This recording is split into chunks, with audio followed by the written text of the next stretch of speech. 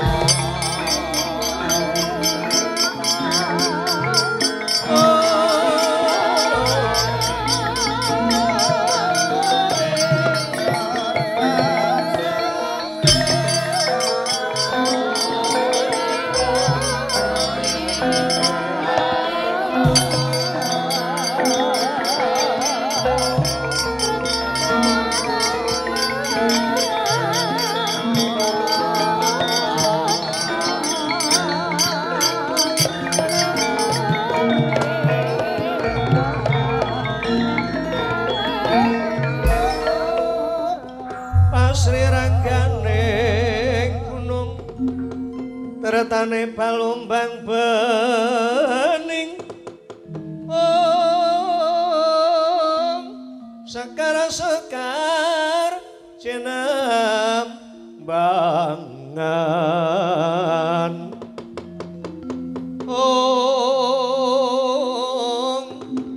mepai kang sari-sari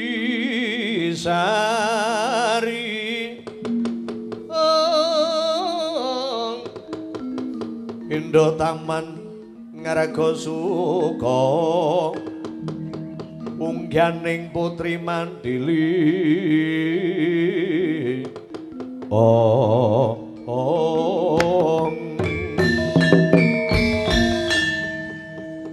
Potolo Narayana aja kesamaran ulun ingkang lukar sandhangan inggih kepareng ing wayah menika tansah cumadung dawuh paringipun kados pundi dening Paduka kepareng tumedhak wonten ing Kercapada Pikulun.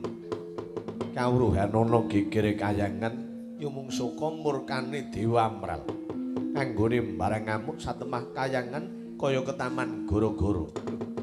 Kok saged wonten Dewa Amral menika ngamuk wonten kayangan? Mengkene nggih. Ulun sumedya paring pidana marang putulun Puntadewa nanging diwakili Werkudara Janaka lan kembar Nakuladewa kang nyemplung ana kawah. Kang saka iku nggih ora ngerti sangkan paraning bilahi kayangan saiki geger. Mula galak sintarangan ulun pasrah karo jeneng kita Sinarayana. Inggih, wis saged dawuh Pikulun.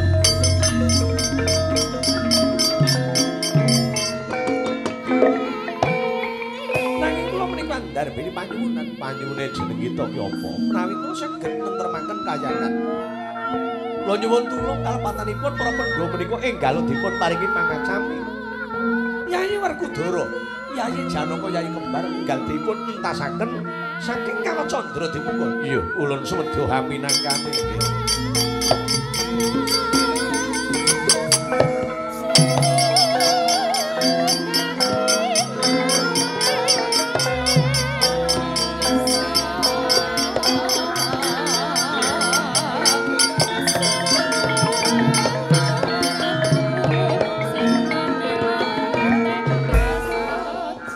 Tansah marapamuring sukma Sinamaya winangge ngasapi sinimpan teleng enggal pambukaning marana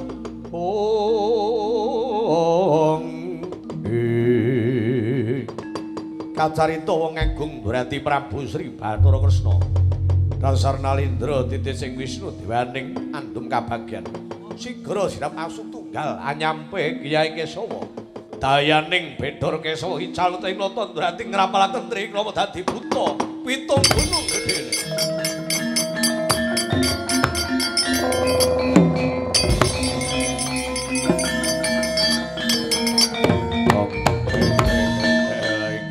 Sadacetan Wali Kobra Yayi Prabu klatur inget Purwa Madya Wusana Yayi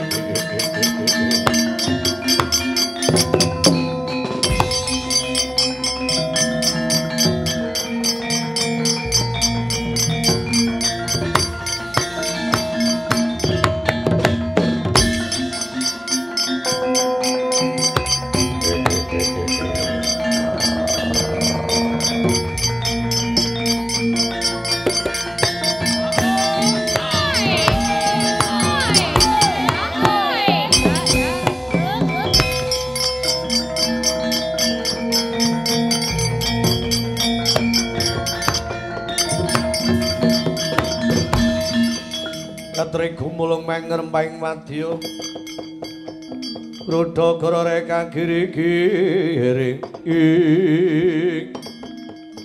Wenali rasane ngatiku aku weruh ana buta sesigar jagat sapa Takon marang aku Degya Triwikrama kowe sapa Dewa Meral Dewa Meral elinga marang Pramadewusana aku gelem eling yen Bathara Guru kuwi mau paring paluyane adi-adiku kabeh ayo lokar sandanganmu yen bisa ngasurake marang Duryudana Lokara siramu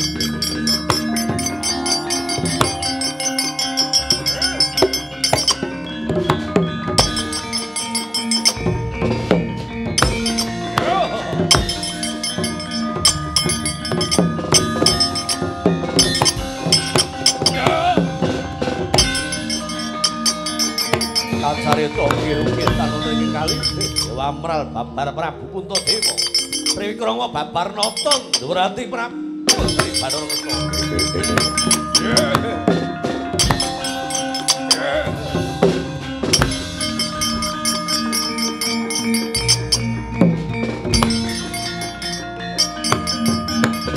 Kalapatanipun ngrahi parungang bedahna tangguling samudra pangkang sami duh Kaka Prabu Rumaos kados tinotol brajulungit manahipun keng rayawit ningali kadang-kadang kula ingkang manjing wonten ing madyaning Kawacandra Dimuka.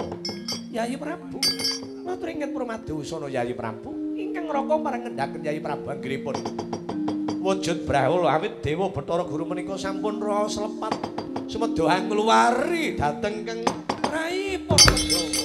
Nggih Koko Prabu. Guru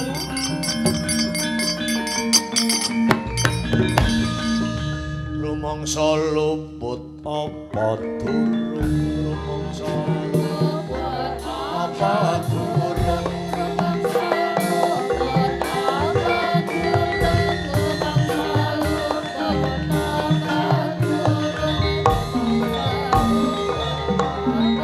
Kakang Semar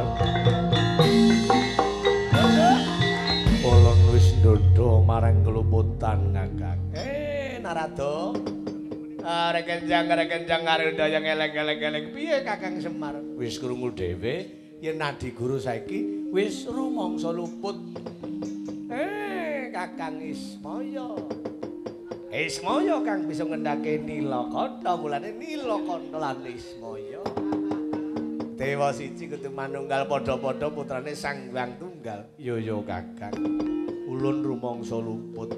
Yen luput reng iki sandangane aja nganti kebatut. Ayo kene ijolan reng. Mangga pikulun ijolan kali kula pikulun.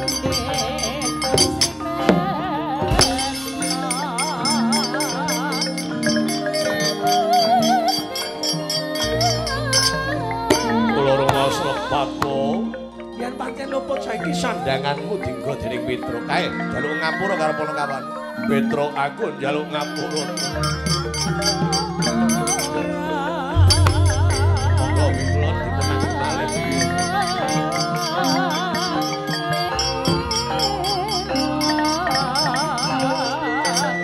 Kula rumaos lepat. Kaya cagup ora loro. Iya, pikulun. Seniki sandangan kula teng pundi? Kae tinggo dening Bawor. Mor kene mor sandangan mor. Niki warga mati-mati.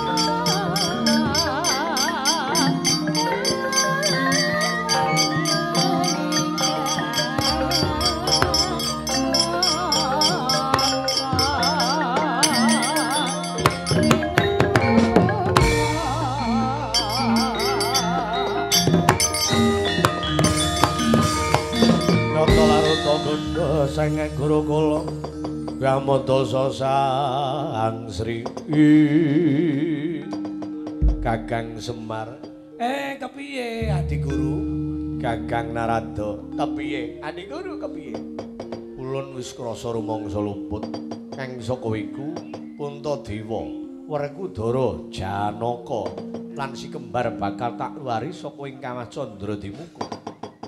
Kejaba ing kaya mengkono ulun bakal paring bebungah buka wiraning kanugrahan. Genti dina pandulan madri munggah ana alaming kasuwargan kuwi lho. Aja liru marang janji.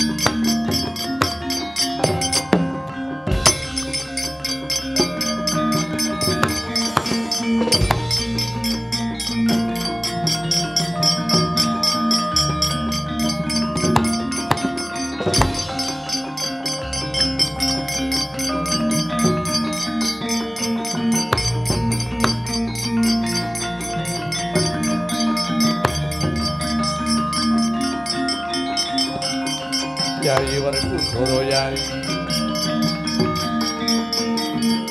Yayi Laiden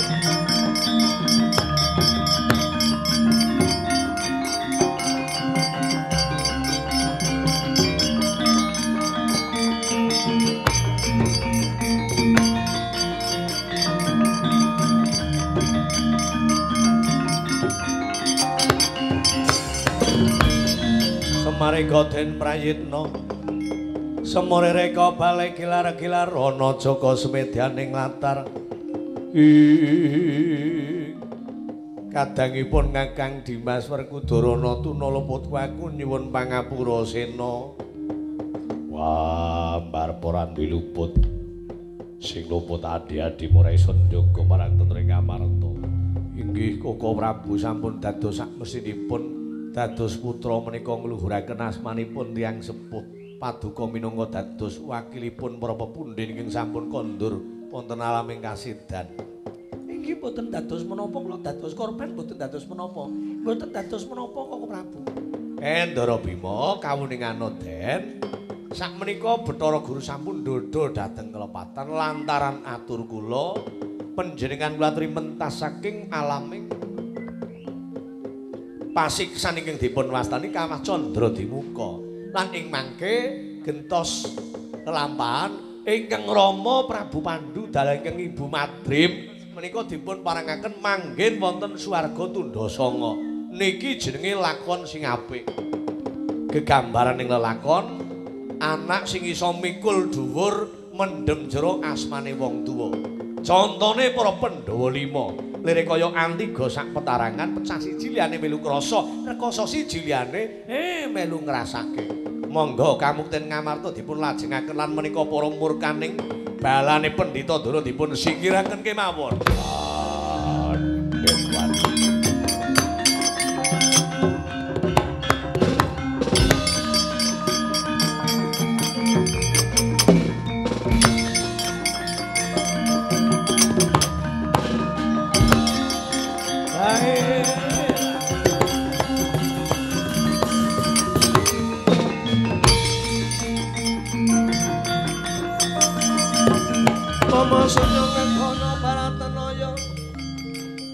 Sugembang watas sedasa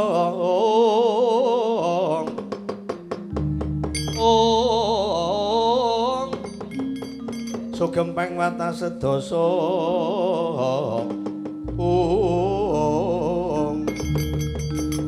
Amuk Wadyabala. Lah kowe sapa? Kelakon ngawatok galong dening aku rampung jane wong Pandhawa.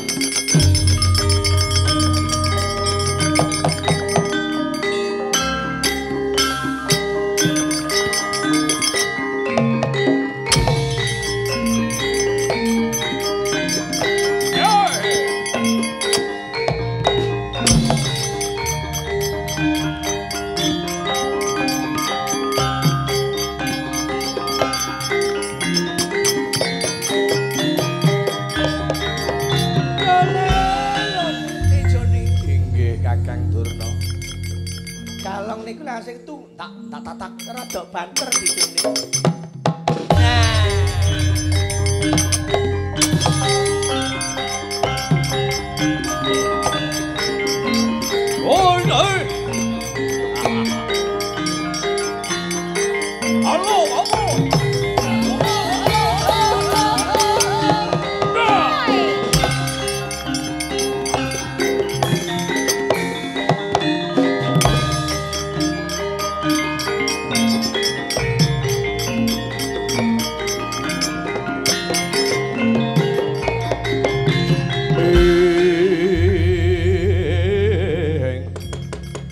Sang Yang Tata Kalana kalayat parayang dato maringkut gedhe dur werkutare sing urip Ratu ngendi kedhibrah kaya baru nganti ranggap sangga negara nusa kambur aku nyebut ora trima wiranging bapa Pendhita Durna diajar para kawan lakon wong Pandhawa pra-abrit negarane. Waduh, dit, waduh, putri kan. Ya!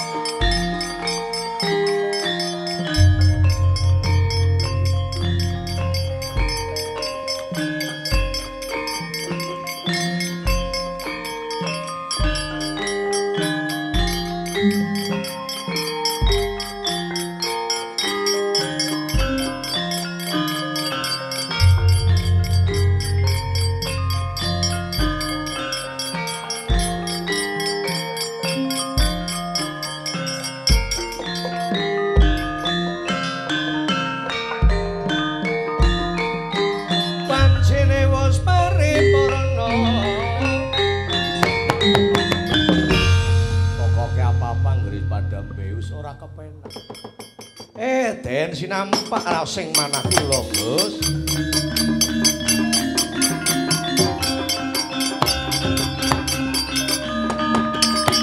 Bingah ra sing manah.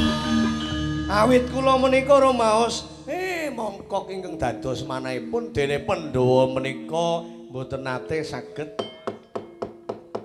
ical ingkang dados rumanting kekadangan pramila lampahan Dewamral mugi kangge sira patuladan ingkang ngawon dipun singkiraken kemawon ingkang sae kangge srana patuladan saged andhani sahibul hajat tansah pinaringan kaberkahan amin Allahumma amin slamet sing nanggap sing ditanggap sak pengantin sunate lan sedaya kemawon paringana berkah sedaya amin Allahumma amin marang Kakang kuwi ana tuna luputku njaluk ngapura nggih. Ana tuna lupute para Pandhawa nyuwun ngapura ya Kakang nggih.